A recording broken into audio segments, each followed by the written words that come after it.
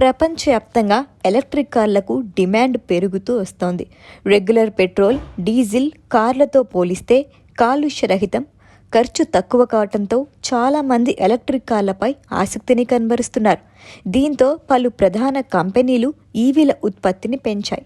అయితే మార్కెట్లో పోటీని తట్టుకొని టాప్ ప్లేస్లో నిలవాలంటే తక్కువ బడ్జెట్లో కార్లను తీసుకురావాల్సిందే.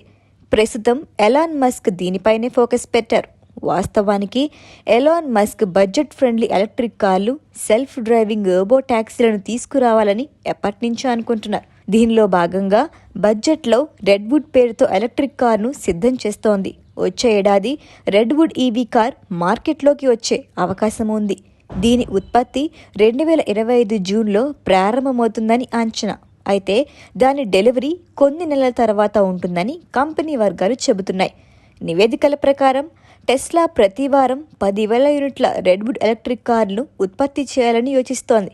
ఈ ఎలక్ట్రిక్ కార్లు టెస్లా బర్లింగెమ్ కంపెనీలో తయారు చేయనున్నారు.